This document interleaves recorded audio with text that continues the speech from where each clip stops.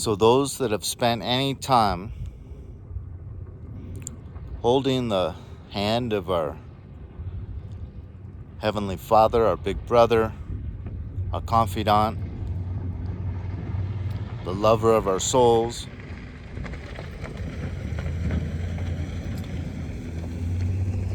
basically trying to walk through life holding his hand. We trip, we stumble, we fall. He stops, turns around, extends his hand to us. We take that hand, we get back up, we keep going.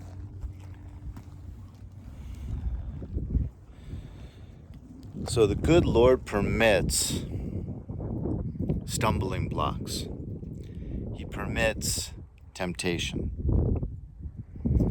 That's where the devil comes in. But if we want to be in his good stead, we have to pass some of these tests. Life is rife with these tests. Trials and tribulations.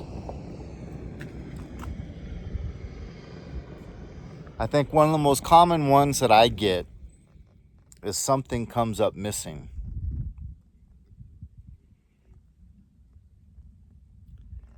And you can't just panic and start to think who stole it and go into like a tailspin, like a airplane going down to the ground.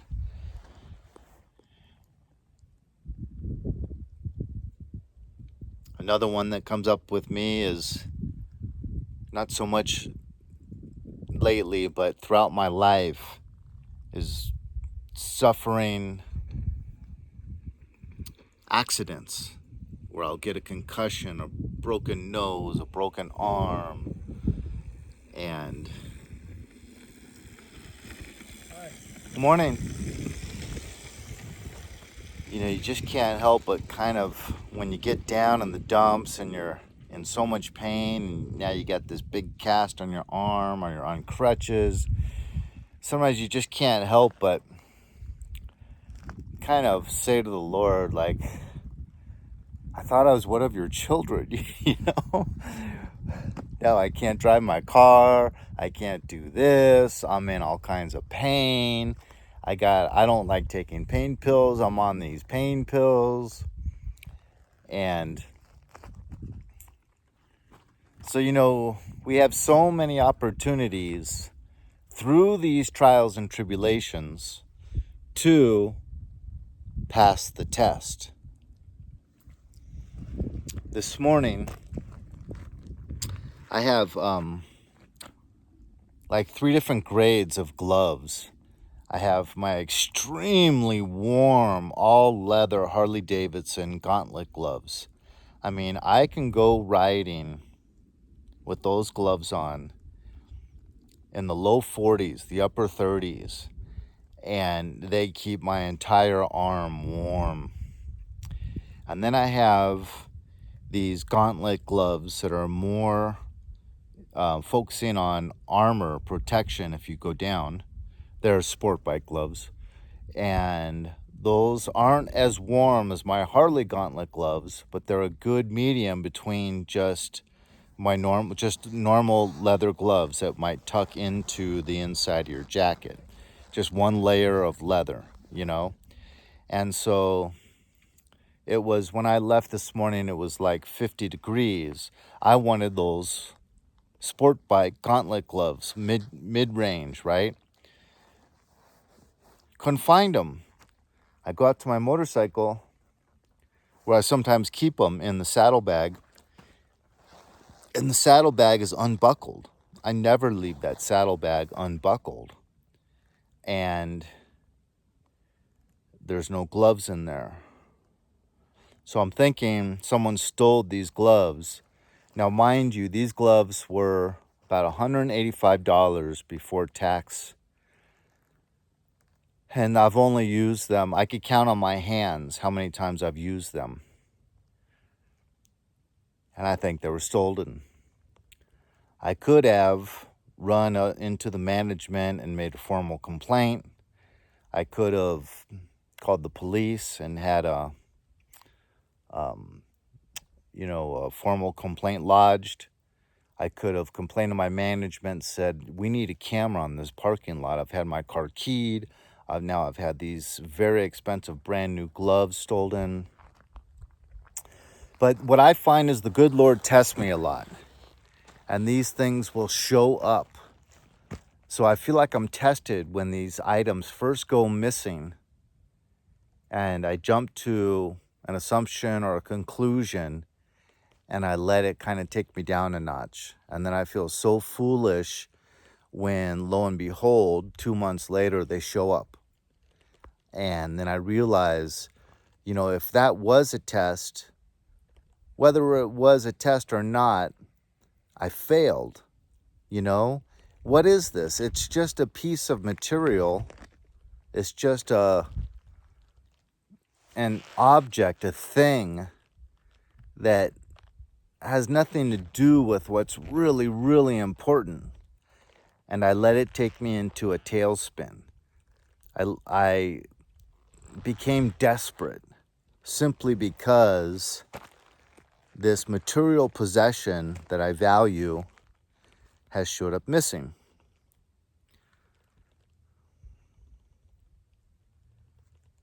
Can't be like that. I've got a relationship with the Lord. Who cares if I misplace or get stolen one material object? Mind you, I've still got the extremely warm gloves, and I've got the in-between gloves. So really, I can do without those. Yeah, they gave extra protection. Yeah, they were new. And let's say I did leave them in the saddlebag and they were stolen. Isn't that a valuable lesson to learn? Not to leave valuable things in the saddlebags that are not locked.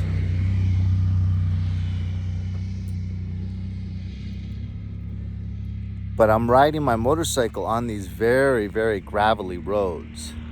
It would be so easy to go down. Just a little bit too much gas on the throttle, right as I'm taking a turn, and some of this gravel, the back wheel hits some gravel, bam. I could be down so fast and easy. Immediately, thousands of dollars worth of damage to the motorcycle. I'm all scratched up, banged up, perhaps a broken finger, broken arm. Mind you, I've broken this arm 9 times, this arm twice, 3 concussions, broken nose, broken jaw. I've broken my toes, so many toes. I just recently broke a toe about 5 months ago. My motorcycle got tipped over and I went to catch it, and the peg came down right on one of my toes, broke it. It's so easy to feel so sorry for yourself when things like that happen. And to kind of look up and say, why me, Lord? When actually, the only thing we should ever ask when we have bad things come into our life, everything's permitted by the good Lord. And so to just say calmly, with a deep breath, okay, good Lord, you permitted this. What am I to learn from this? Please show me what I am to learn from this. And then, bam, you've passed that test. Because the good Lord does 2 things to all of his children. He chastises his children, and he allows us to be tested. And so every time something bad happens to you, we should really do our best to give thanks, because we have been provided with an opportunity to show him how much he means to us, and to not focus on the loss of our health, the loss of something we valued, like these gloves that I had, they might still show up. That's mainly why I'm not panicking, is I'm not sure they were in the saddlebag. But the saddlebag was the two little clips were open. And that makes me think there's a good chance, more than likely, they were stolen. But they could still show up. And if I find them, then I'll feel so good that I didn't lose my cool as these things were missing.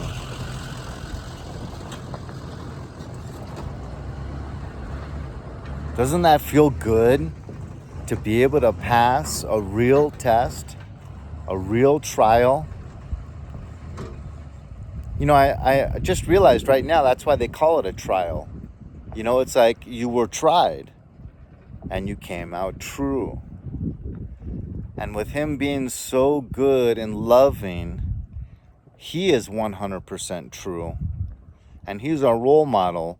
So when we're given these tests, we want to show him that we're learning from him and we're becoming like him by meeting these trials, these tests, in the way that he would approve of. We're not perfect. He knows that. We know that. At least we should know that. We've proved it to ourselves time and time again that we are not perfect. We are fleshly. We experience temptation daily.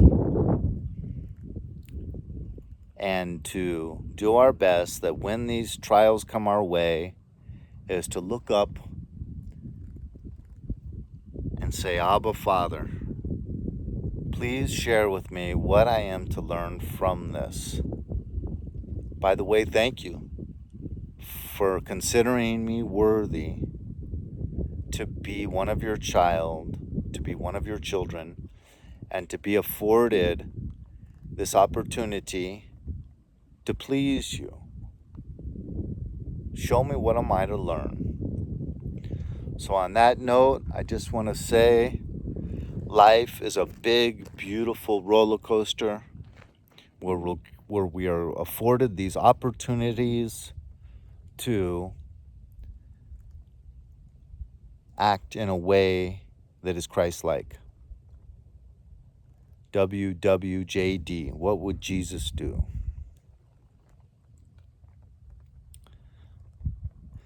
Someone shared with me this morning that they're having a really hard time with one of their children and that they're not on speaking terms right now. And I thanked him for being vulnerable, for sharing that, because so many of us try to focus on having that clean image, that exterior that says, I got my stuff together. Admire me. Look up to me. But when we share with others that we are not perfect and that we struggle, we are admitting to being human, which makes us more likable, and we are admitting to fallibility, and we're making ourselves vulnerable. If we are to be authentic, which is how we should strive to be, that vulnerability just comes with it.